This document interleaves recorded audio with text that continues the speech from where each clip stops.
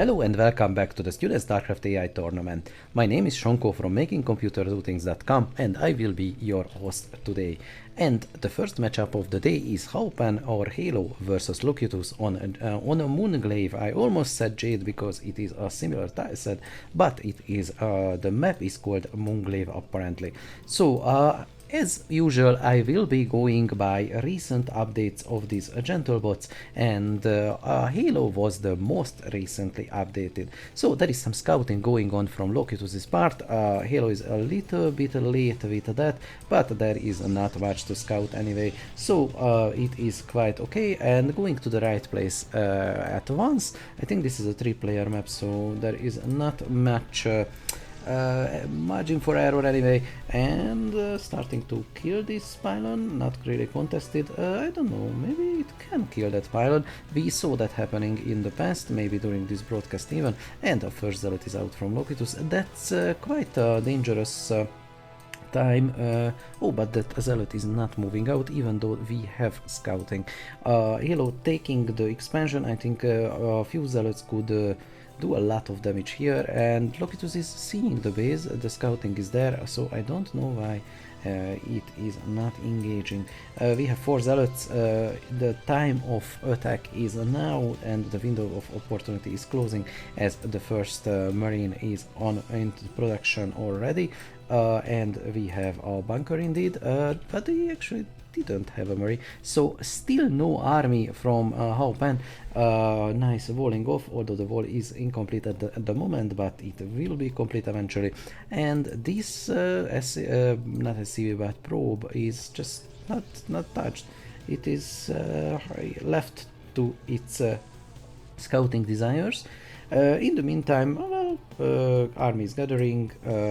Same thing, this SCV is just not bothered, although we have goons who can very easily shut it down if they so desire. 6 gateways already, and yeah, this is just a strong gateway army. And I almost said a strong gateway push, but we don't see a push, we see all the army just... I don't know, Locutus might be just stuck here. It is a very real possibility, although I don't think so. I don't know if these units are trying to move out or the army is just gathering. No, the army was just gathering, so yeah, no stuck army here. And we have exactly 1 tank and 4 marines. That's not gonna be enough. That's not gonna be enough if all this army just moves in. And Haupan is really late on the defense, and indeed it seems that that ends up happening. We do have 2 tanks and very considerable repair. Maybe the target prioritization could be a little bit better. I mean, the zealots are attacking the bunker.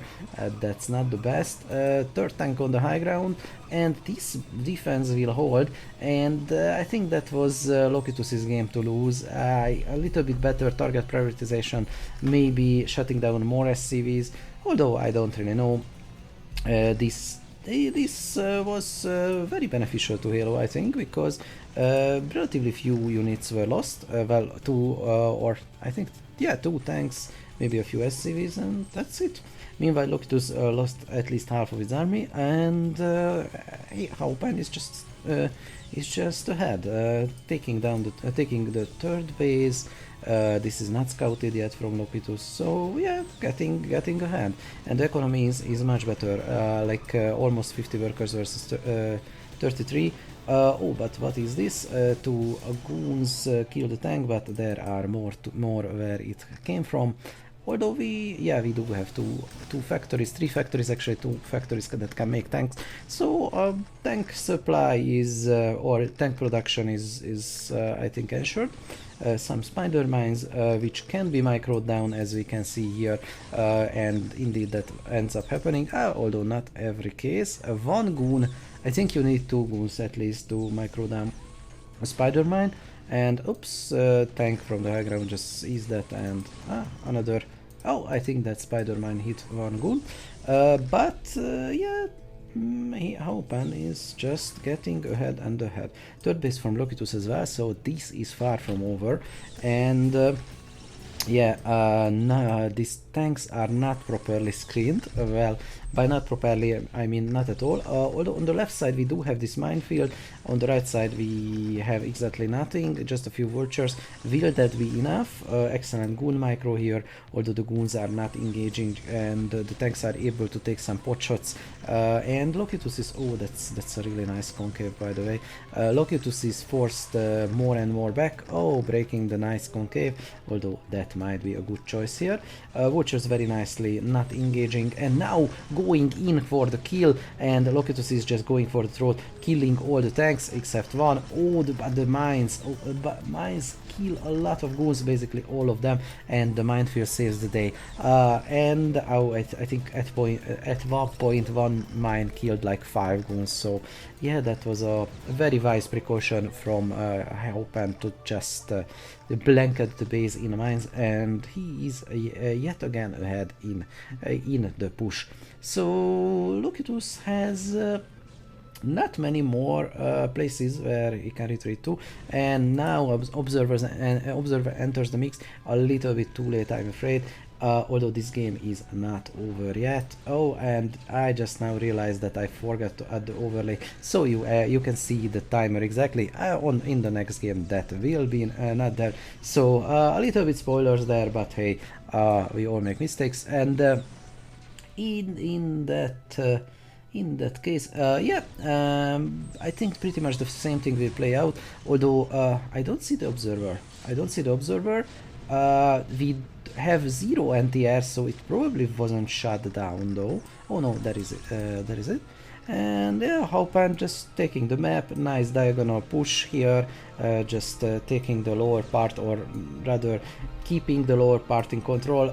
These vultures try to go in. I think this many vultures just can just kill the cannons, but I think this is basically over for Locutus. The observer was too late, and that lucky mine hit, well, not one lucky mine hit, let's be honest here, a few lucky mine hits, or just a few mine hits. There was very little luck involved, to be honest. Basically decided the game, and yeah, Locutus wasn't prepared for that, and now it's just a matter of production and basically a war of attrition here. The tank count is absurdly high. It's 16 tanks plus supporting armies, Goliaths, Wraiths, Vultures, everything you want. Only maybe a few more battle cruisers would be nice to round out the mix, but yeah, this is it, and let me speed this up. And a very nice play from Locutus, by the way. The army movement was excellent. I think this was one or two very bad engagements for Locutus, and yeah, Halo just outplayed this opponent right here, right now, and taking its sweet time to kill Locutus's base. So that's the GG, very nicely played for both Gentlebots, and let's jump into the next game. The second game for today is Banana Brain versus Macrave Zerg, now this time with an overlay. Sorry about that before, but let's jump into this. Macrave, the bot by Christian Macrave versus Banana Brain by Johan de Jong, and both high-ranking bots, so I hope we will see some nice plays here. Macrave also plays Protoss with another bot called just Macrave without the Z in the end, and this is a 2-player map, so generally the matches could be a little bit shorter, and scouting parties meet in the middle. There is not many places where you can go if you desire to scout your opponent, and indeed that is what's happening. Forge first at the expansion, that's bold move, and expansion where the Nexus expansion before we have a gateway, and oh, that is a cannon in an interesting position. I think yeah, ranged units can just blast down this forge, although we won't have ranged units, which will be probably Hydrolisks for quite a while, and I will slow this down to 2 times the speed. Most of the quests are done on the 2 times the speed, because generally AI games tend to be a little bit longer than human ones, and we have repeating patterns a lot, so just playing them out all over and over again, it's not that exciting. Let's look at the production tab. We have a lair and now a spire in production, and yeah, that's the scouting probe just tagged. Nice and secure position here. It's for if you were a Zerling, you would have a bad time attacking those cannons, so I think that's the reasoning behind that. Let's say unusual cannon placement, but by no means ineffective in this regard. And we do have Corsairs. I didn't really follow the Ploto space that closely. We do have first Corsair coming out, and oh, there are Mutalisks.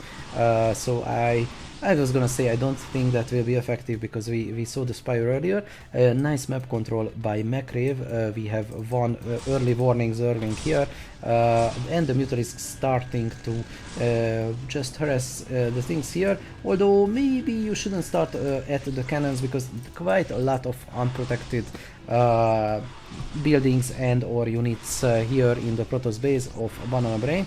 Oh, some Scourges enter the mix, and 2 Scourges are used to kill 1 very damaged Corsair, so that was a little bit unnecessary. But he there is saying that no such thing as overkill in StarCraft, and maybe that is true here. Although Scourges are suicide units, so you do throw away resources if you do this.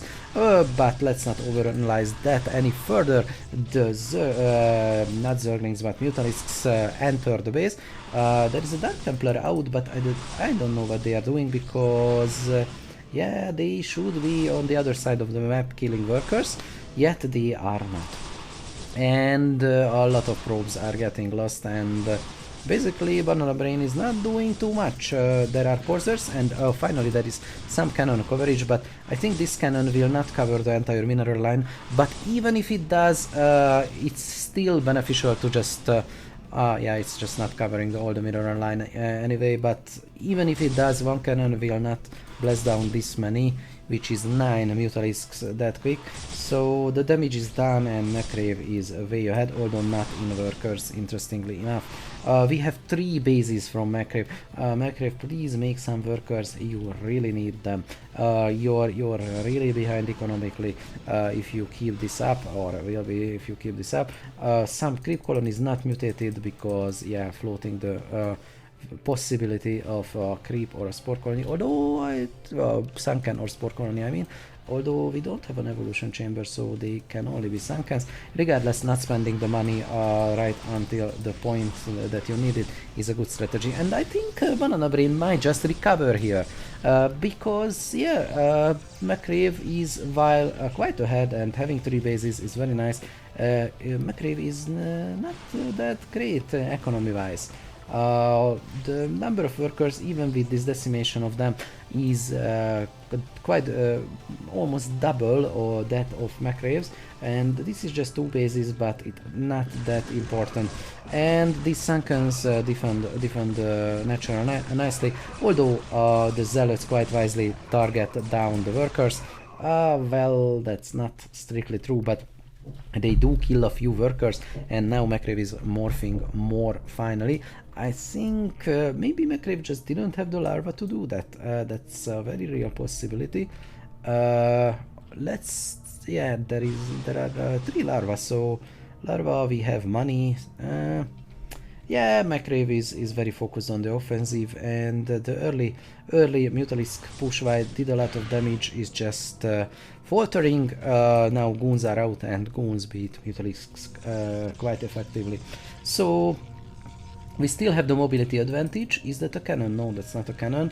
Mineral line is still protected, but yeah, Macrave is losing the advantage, and worker count is still double. So I think Banana Brain will pull ahead if Banana Brain just keeps up the production, and why shouldn't he? Although floating a lot of minerals, I don't know what is that about.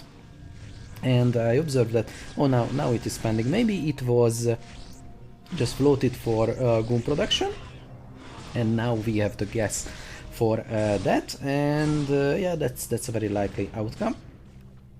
Many bots just reserve the resources in advance when they make an army. That's how you plan, and they make it all at once or something like that. So this behavior is not really unusual.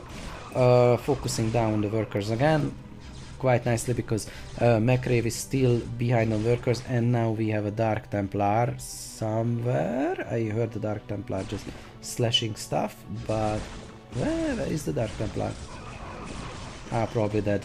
But yeah, do we have a Wonder Templar is still available for a Banana Brain, but where is it?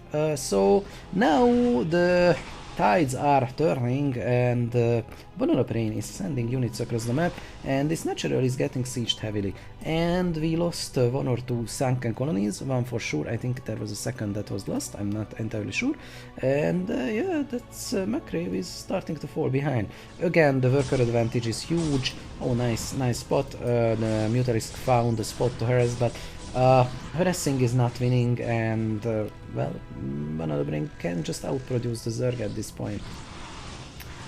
Still producing Corsairs, which might not be a problem, but sending them out just by their lonesome certainly is, and walking into a Scourge ambush.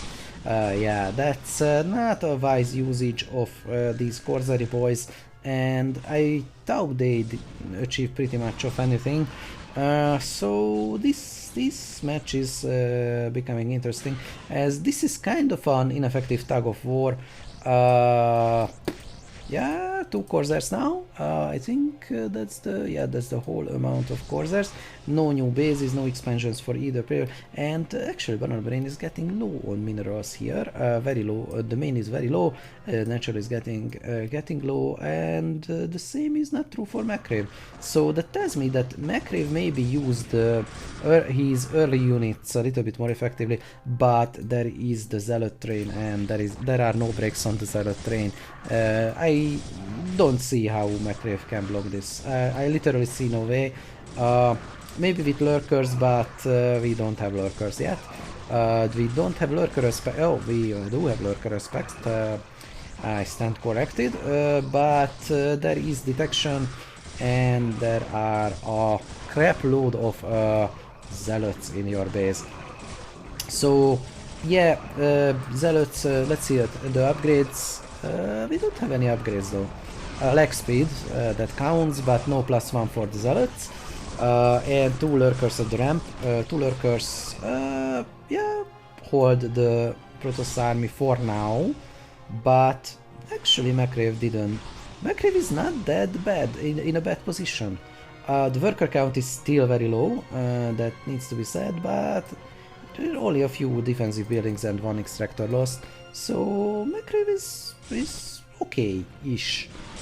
Still, we have detection, and lurkers do die fast if the zealots can see them. Although, is there? I can't see if there is an observer there. It seems so. Oh no, this lurker was getting attacked, but oh, there is the observer. Okay. It's hard to see, and especially with all the things that are going on, but the lurkers prove to be effective. They are not bad units, even when the zealots can attack them, but yeah, 1 lurker down. I repeat, lurker down, and that brings the lurker count down to exactly 1, which is not many lurkers, but Banana Brain is just out of resources, so while Macrave is certainly not. Even the main has a lot of minerals, and yeah, that tells me that Macrave managed to use his units more effectively.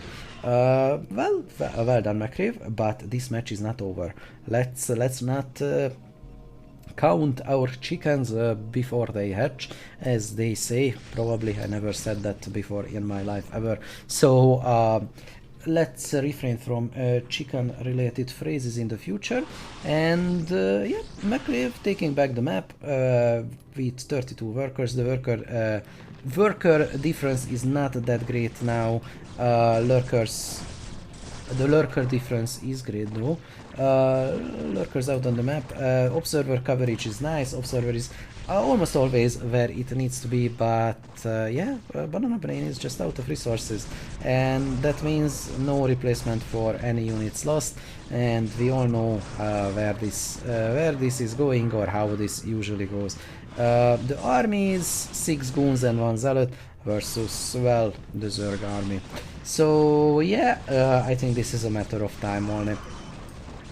Banana Brain can't remake units, while McCrave most certainly can, and still has a lot of resources. So yeah, let's speed this up. I don't think there will be an expansion or anything. Maybe Banana Brain, well, could have taken this mineral only. That might have helped, although this geyser is not out. Even this geyser is not out, so yeah, that mineral only certainly would have helped. And in the end, the lurkers, well, not just the lurkers, but the Zerg army mops up everything, and that's the sad end of Banana Brain.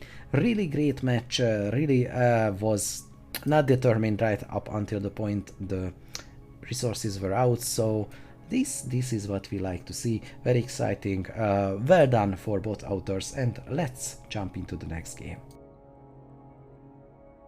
And we are on destination again. The bots this time is Krona versus Ironbot. Ironbot is can be summarized as an old dog that still has quite a lot of bite, one of the great old ones, and Krona is just Banana Brain playing Zerg. Like the codeways is literally almost the same, is just configured as Zerg according to the author.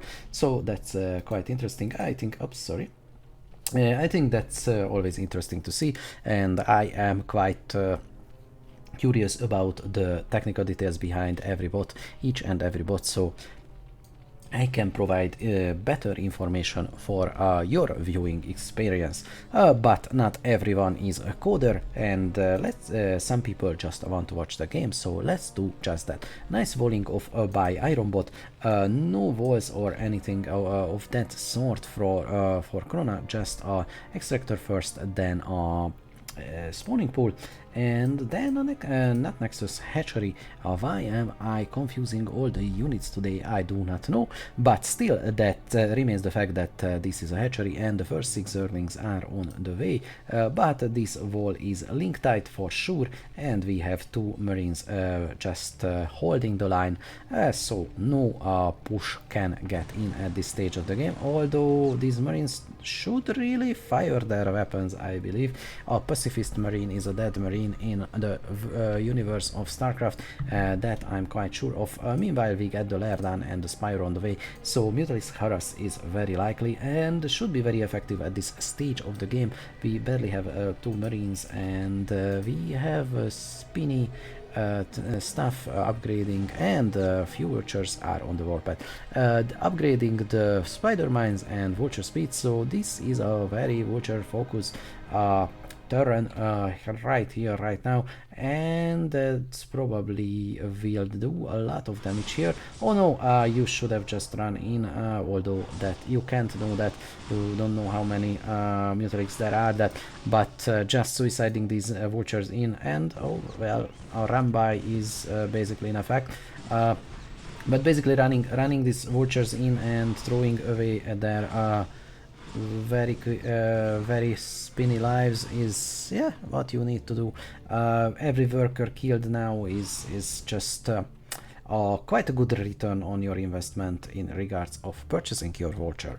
And third base up for Krona, and the worker count is not that behind for Zerg, and the Mutalisk Harass is attempted, although missile turret coverage is excellent. So probably when Ironbot saw the first Mutalisk, it started to build missile turrets like there is no tomorrow, and to be fair, that's a very appropriate response.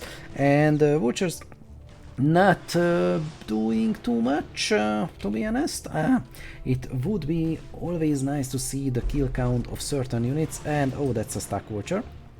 And still a few vultures and maybe some anti-air could do wonders here, because this vulture micro can kill basically infinite number of zerglings, as they usually do. As we see here, that's like the fourth zergling now, at least, that is killed, and without any harm done to Mr. Vulture here. And yeah, those zerglings are not just wasting their time chasing down the vulture, but in the meantime not doing damage anywhere else. So yeah, this is a very effective way of dealing with them. But these vultures are very scared of even one Mutalisk, and I don't think they should be. They should just charge in and kill as many workers as they possibly can. And well, sometimes they do just that, but not as consistently as I would love them to. But yeah, like I said, Ironbot is not updated for years now, if I recall correctly, but still, Old Dog has a lot of bite. Is this? Yes, this Mutalisk is returning, but it will take some time until this Mutalisk can kill pretty much of anything, and the economy of Krona is in shambles. So yeah, that's a very effective shutdown. Let's meanwhile, in the main of Krona, we have only 11 workers, and yeah, that's gonna be a problem. That's gonna be a big problem. Oh, the vultures have entered the game, and with that you absolutely cover everything the enemy have. And although this Goliath is running, I think that's a mistake. Goliaths are not that bad against unupgraded Zerglings. They are not the best or most effective unit that you can have in that situation, but they do have the cannon that goes brr, and that can kill Zerglings, and yeah, that is better than just trying to run away unsuccessfully. So just if you see a Zergling, just go brr, and indeed sometimes that ends up happening and the Zergling ends up dead. So I think this is pretty much decided. 11 workers versus almost 50, 2 base Terran versus, well, technically 3 base Zerg, but with 10 workers might as well be just 1. And yeah, the speeding upping is happening, and yeah, a mech Terran versus basically Zergling army is just no contest. Now we have a Wraith in the mix, which is a very fragile unit, but is it upgraded in any way? Actually it is. Oh no, it's not. That's ground weapons, not air weapons. But we have infantry armor and ground weapons, and no Zerg unit is upgraded at all. So that's no contest yet again, and now I'm just speeding this up to 4 times speed. Ironbot just had the better composition at the end, and very nice game. And yeah, it seems that Krona just steps out.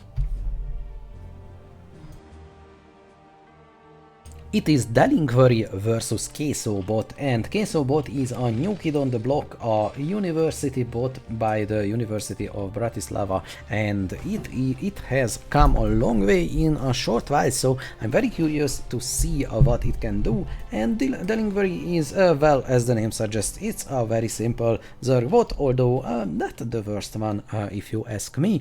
Just make Zerglings and Zergling printer go brr, and that's it. Nice walling off right off the bat, and this map lends itself very well to that. Barracks and supply, and what is that? And oh yeah, you can actually get out. This seems to be a link tight vault, although you can be never sure in the game of Brood War, because yeah, this is just that type of situation. 2 barracks right off the bat, so this suggests a bio army, because what else could it be, and an academy, so that seals the deal. A bio it is. And in the bot versus bot world, a bio is much more effective because you have a much higher level of APM and you can micro your units well quite better. And even versus Protoss we saw bio armies getting employed and well winning.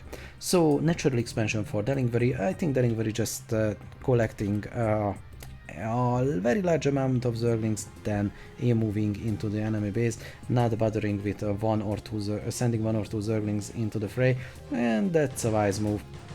Killing the scouting SCV, and will they attack it? Oh, I think they are stuck. Oh no, that's very sad.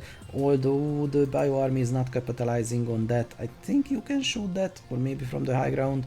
Oh no, that's bad for both parties. Oh, now they realize that hey, those dudes are in range and we shouldn't behave gentlemanly just because they are stuck. I think we should. Do you reckon, Atkins? We should shoot at those nasty Zerglings over there. Oh yeah, I do believe so. And indeed they do. And well, the Zerglings just bested them because they, especially when they walk into the range of the larger bio army, they are just killed. And the scouting overlord is killed by a turret. And I think Delingvery is just, well, a very simple Zerg bot that makes lings and moves them into your base. And don't shirk away that thought, that can be a surprisingly effective thing. And look at that macro, we have the 4th base building, and well, if you're doing something very simple, you should do it as best as you can, because that's your only tool in your toolbox, so to say. And Queso is just gathering the army, not expanding. I think he should have expanded maybe. Although we have 3 barracks pumping out infantry, well, not supply blocked, interestingly, so that's very well managed. And no expansion. I don't know if Queso can take expansions. That's something that you tend to add later in your development life cycle of an AI. And 4th base for Delingvery. Queso, what are you doing, sir? Are you attempting to turtle? Maybe? I don't know. It is hard to narrate because literally nothing is happening. Oh, no, but now, and just as I said that, again, another Zergling, well, gathering, basically a flash mob here, but there are prohibitive amount of Marines just stationed here, and yet again we see this derping out, so yeah, that's not gonna help you a second time. And these Marines have extra range now, so they can extra kill these Zerglings now. I think these barracks will be lifted at some point, and that point is now. And this army will move out. Will this wall be closed back? I think that would be a smart thing to do. No, apparently not. Just floated away. It's like, okay, see you guys, I live in the main base now. I did my time on the front line, please leave me alone. And yep, just pumping out the bio army versus pumping out the Zergling army, and eventually they are destined to meet. Quite interesting that Delingvery got away with this tactic for so long, but that is over now. We have a lot of Zerglings gathering at the 5th base even. I think that's a 4th or 5th base, but they are not attacking. There are a few defending Zerglings, well, defending in a sense that they are just freshly morphed, but we have this infinity number of Zerglings and they just don't bother to attack.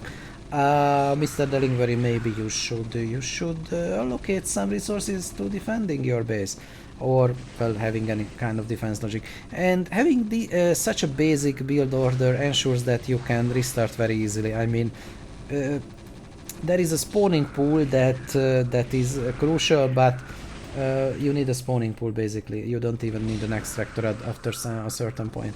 And yeah, that's it. You can easily restart and make much more links. We have 91 links versus a bio army of 50 supply. Oh no, that's just the combat units and 17 medics, so Yeah, about 2/3 the size of the Zerling numbers, but supply-wise, I think that's more because Zerling is just half supply. And okay, speeding this up, probably what will happen is these Marines or, well, rather the larger bioarmy in general will just will explore the map, take their sweet time, and maybe delivery will even take more bases. Although delivery doesn't seem to go above like 12 workers or so, and the spawning pool is not remade, interestingly enough. So I think that should be your first priority, although it very well might be that the delivery is trying to remake the spawning pool, just the position is occupied. But no, this is well, very potato. Oh, there is the spawning pool. I didn't see them because of the overlord coverage. So we do have the spawning pool, and we do have a move out from the Zerling army. But I think at this point we might even have, yeah, we do have upgrades. We have the +2 weapons in progress, so, and steam pack. So yeah, that's not gonna be enough, Mr. Delivery. Even twice the number of Zerlings probably will not be enough. 2 more bases taken in the meantime. Oh, 3 more bases taken by Queso. So not economically and not army-wise, you are ahead, Mr. Delivery. So I'm speeding this up. The bots are taking their sweet time building up their forces, although that's really an overstatement in the case of Delivery. We have very slow. We do even have battle cruisers, so I think Queso is not trying to go for the quick kill. We can very well decide that at this point. I mean, if you have battle cruisers and your enemy only has Zerlings, we can conclude that you pretty much won the game. So let me speed this up. Yet again, another base killed, and the bioarmy is just retreating, gathering its strength, and more Zerlings are being made, and eventually this base will be scouted, and the now maxed out the Terran army will just move in.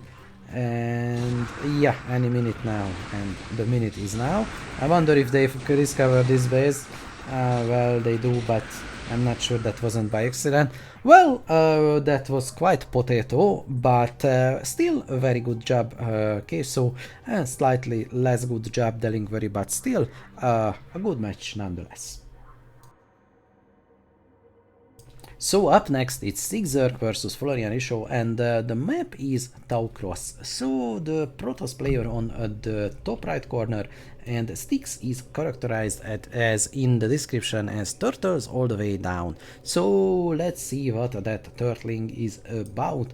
Will we see some very turtle units or very defensive Zerg? A defensive Zerg would be an interesting thing to see, and in the meantime scouting is just done from Florian, and no scouting from the Zerg player. That's natural being taken versus not a natural, just a gateway opening. Okay, and a spawning pool, now an extractor, and will we see some quick? No, we don't. We don't see any rushes from either player. So little bit greedy opening, I believe, and without scouting that's especially dangerous. Oh, we do have a Hydra then, and 2 Hydras come out to shut down the scouting. So will this be a Hydra push or just a Hydra bust or one of those things? I don't know. That will be very effective. We have a bunch of zealots, we have range for the Hydras, and the Hydras are out. Do we have scouting though? I don't think this base is, or did we have scouting? Maybe we did it, or maybe these Hydras are just lucky. They try to contain, but yeah, this is not enough.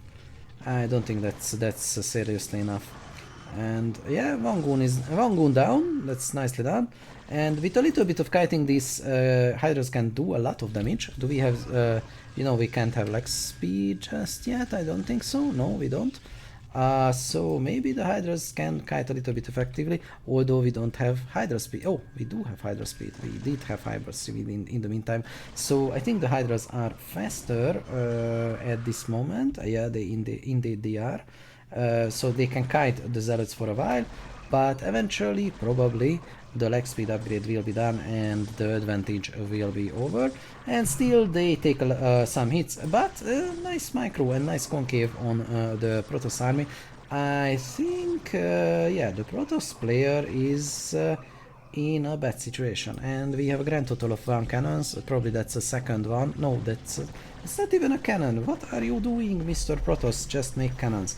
Workers come out to defend. Yeah, that's not gonna work.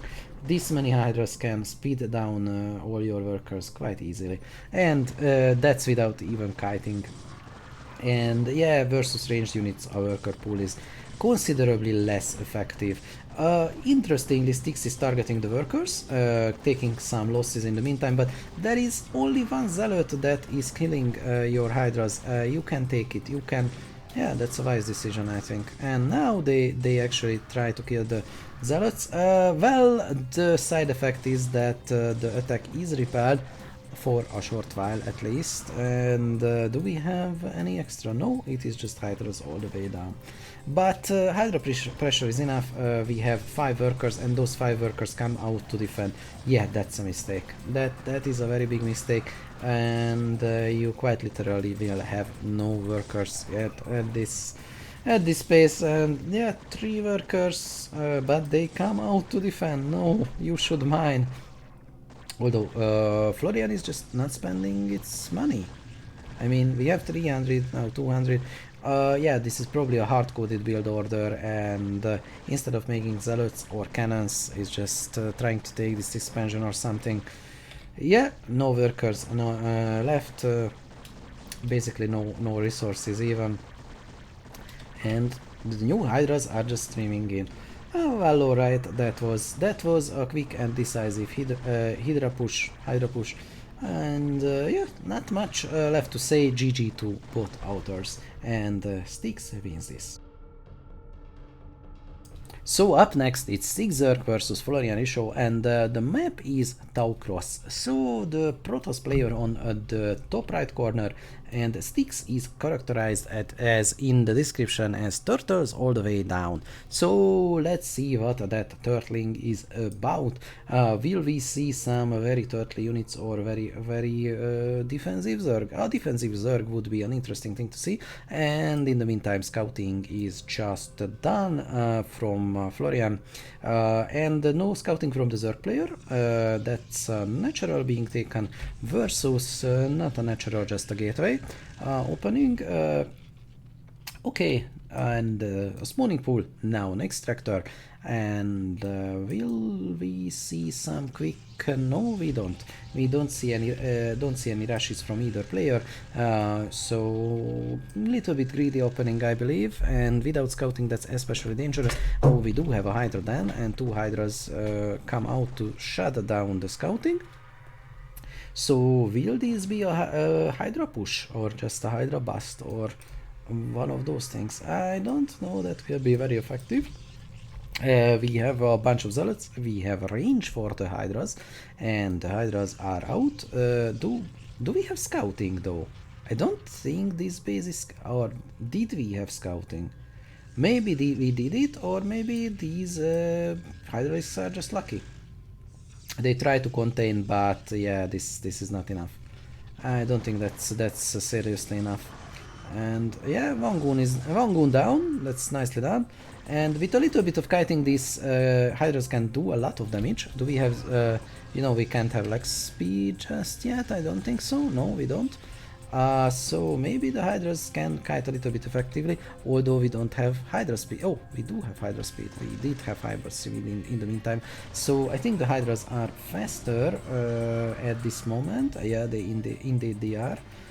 So they can kite the zealots for a while, but eventually probably the leg speed upgrade will be done and the advantage will be over, and still they take some hits, but nice micro and nice concave on the Protoss army. I think yeah, the Protoss player is in a bad situation, and we have a grand total of 1 cannons. Probably that's a second one. No, it's not even a cannon. What are you doing, Mr. Protoss? Just make cannons. Workers come out to defend. Yeah, that's not gonna work. This many hydras can speed down all your workers quite easily, and that's without even kiting. And yeah, versus ranged units, our worker pool is considerably less effective. Interestingly, Styx is targeting the workers, taking some losses in the meantime, but there is only one zealot that is killing your hydras. You can take it, you can. Yeah, that's a wise decision, I think. And now they actually try to kill the zealots. Well, the side effect is that the attack is repelled for a short while at least. And do we have any extra? No, it is just hydras all the way down. But hydra pressure is enough. We have 5 workers, and those 5 workers come out to defend. Yeah, that's a mistake. That is a very big mistake, and you quite literally will have no workers at this pace. And yeah, 3 workers, but they come out to defend. No, you should mine. Although Florian is just not spending its money. I mean, we have 300, now 200. Yeah, this is probably a hard-coded build order, and instead of making zealots or cannons, is just trying to take this expansion or something. Yeah, no workers left, basically no resources even, and the new hydras are just streaming in. Oh, well, alright, that was a quick and decisive hydra push, and yeah, not much left to say. GG to both authors, and Styx wins this. Let's continue with a TVP, this time Crazy Protoss versus Vility on Circuit Breakers, which is a plural called Circuit Breakers. This is more than one circuit breaker, not just one singular circuit breaker. That's just not interesting. One circuit being broken is just so uninteresting. I can't even describe it. So yeah, this is the map name that always confuses people. So Crazy Protoss versus Vility. Crazy Protoss, the cannon rush into deities, into carriers bot, which is quite effective with that very hilarious and may be considered an effective strategy. Versus Vility, well, I don't even know how to characterize Vility. Pretty standard terrain, I should think, kind of in the middle of the pack, but regularly updated and producing quite good games. So I always try to describe these bots as if they had personalities or special stuff that they can do, but truth to be told, like the majority of them are doing the same thing in regards of playing standard games, and some bots are just better at that.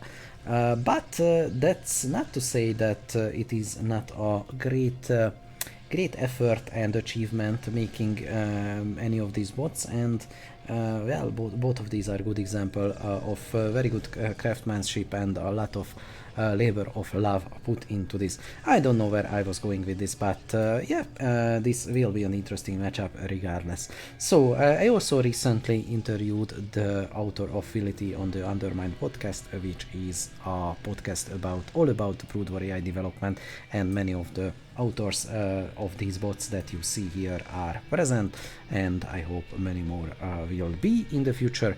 So check that out if you are curious about it. It's a little bit more development oriented, and well, the SSCAIT weekly broadcast is all about the games. And we see this nice cannon wall here, although I think Crazy might... I don't understand why. Oh, maybe it was just money, why we didn't extend further. I actually, well, there are enough minerals, so I don't know, there is some strategy behind the placement and the spending of the money. I thought for a second that Crazy just stopped advancing with the cannons, but indeed that was not the case. Well, that either pylon or cannon is not placed in the best of places, but all the others are, and well, two marines not gonna stop it. And now they blast down the refinery and the mineral line, so not much you can do against that. One tank, well, it has siege mode. Oh, that's nice. So we now have siege mode that will shut this down. So we are out of the danger zone, so to speak, because no cannons can be made inside the base, and the existing ones will be just blasted down from outside the range. This is very nicely done, because it might come naturally to you as a human to place your siege tanks outside of cannon ranges, but in many engagements I see siege tanks just sieged up whenever. Like, if you have a lot of siege tanks, especially in macro engagements, if you bother with outranging all the opponents, that's just won't benefit you as much. And sometimes if you have like 20 siege tanks, you just siege them up, take a few cannon hits and don't care about it.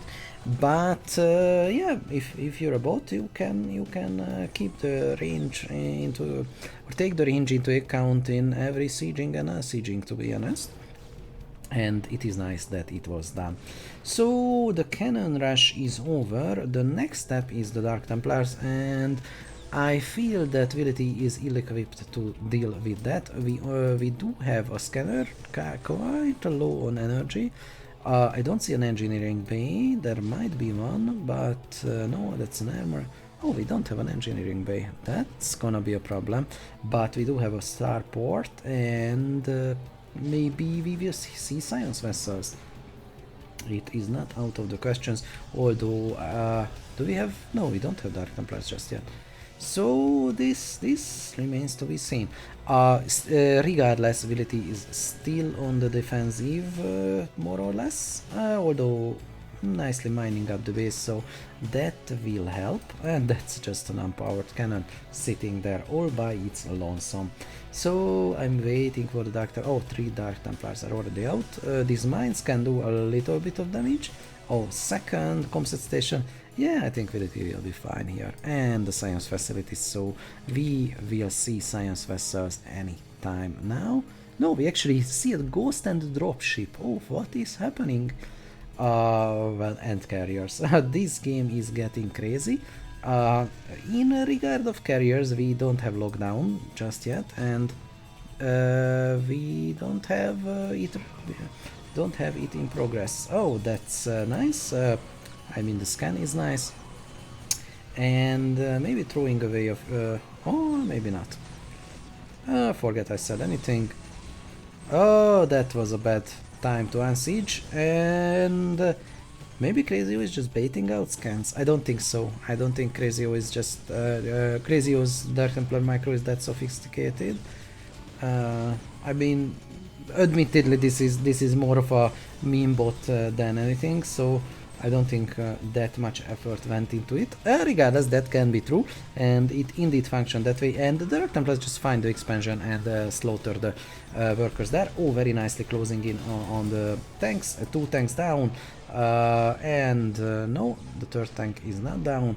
The detection is over, and we have 3 comsets. Should be enough, but we have carriers, 3 carriers in fact. We do not have lockdown researched, we do have cloaking.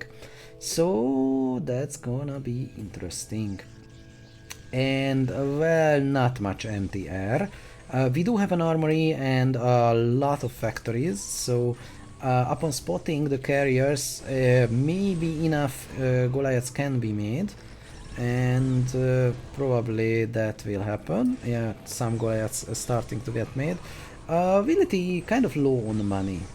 Well, spending its money, I should, keeping the money down, I should say, because there is no problem production wise, and that's like, Vility is not broke, he's just spending the money. And that is 2 very different things in StarCraft, and I think Vility might just win this at this point.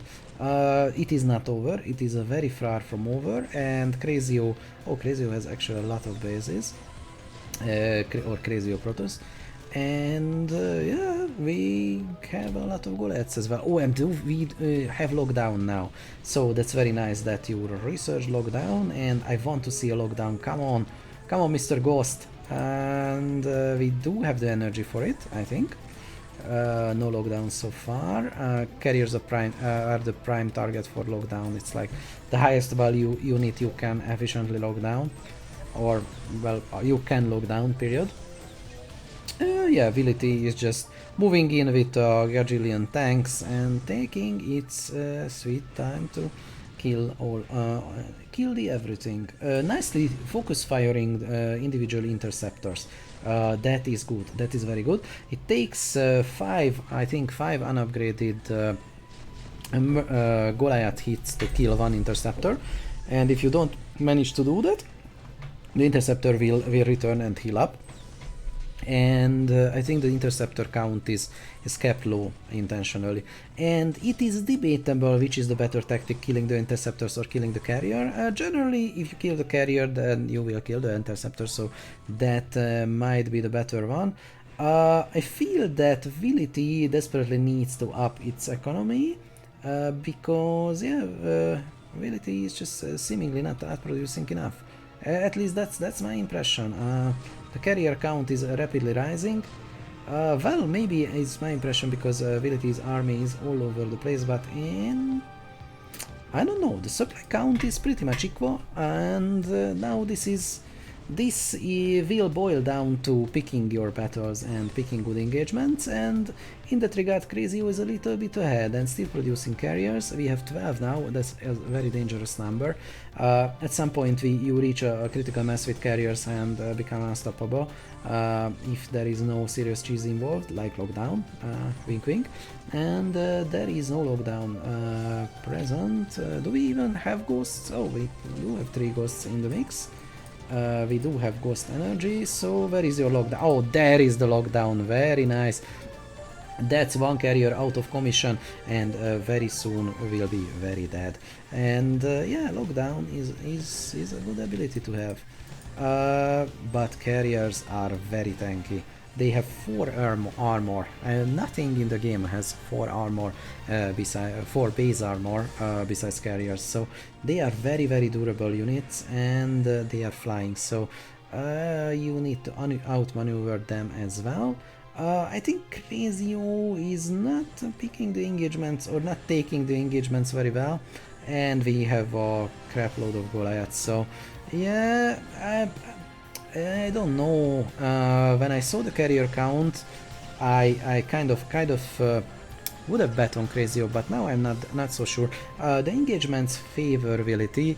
That's always up to chance to a degree, but picking your engagements is also part of tactics/strategy of StarCraft. So Vility keeping the Goliaths together very nicely, locking down the outermost carriers, and yeah, and that's it. That will work. And well, what's the interceptor count?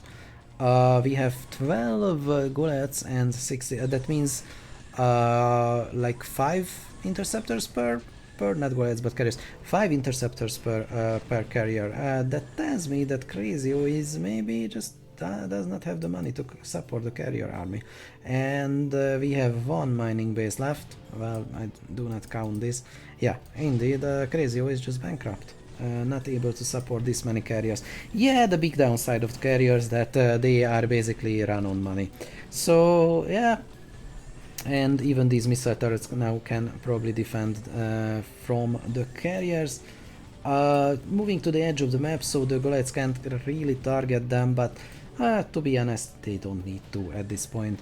There is nothing stopping the Terran army, and this, in the end, I think this just boiled down to a resource war, and Vility keeping its bases a little bit better.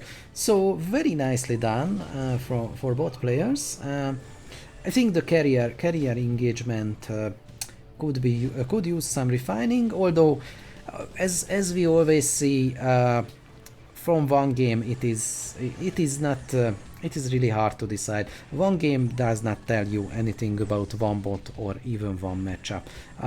There is RNG, there is bad luck, and sometimes there are just bugs. So if you see a bot losing here or 1 or 2 games, yeah, that doesn't mean anything.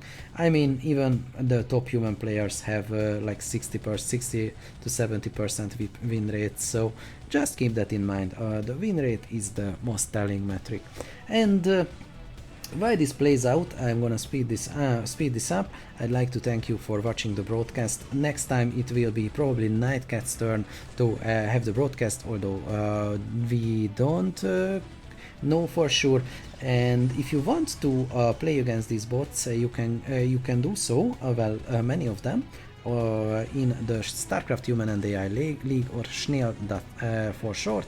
That's SCHNAIL, and you can visit it on schnail.com. Well, you can test yourself out against these bots, so I encourage you to give it a try, and if you think one or two bots are weak, well, just try it for yourself, and maybe you will reconsider, as many have done in the past. So I think the GG goes to Willy T. Let's speed this up and play this out. This concludes this week's broadcast. Yet again, thank you for watching. Stay tuned, and I think there we will see a lot of updates, because there is a big tournament called AIIDE coming up. Many authors update their bots in that time of the year. So yeah, this match is taking a lot, and we have a one ghost that is stuck on the ramp, but in the end, yeah, Willy T just wins. Now it's 16 times the speed. I'm gonna let this play out, because this bot deserved it. Oh well, thank you very much yet again, and see you next week.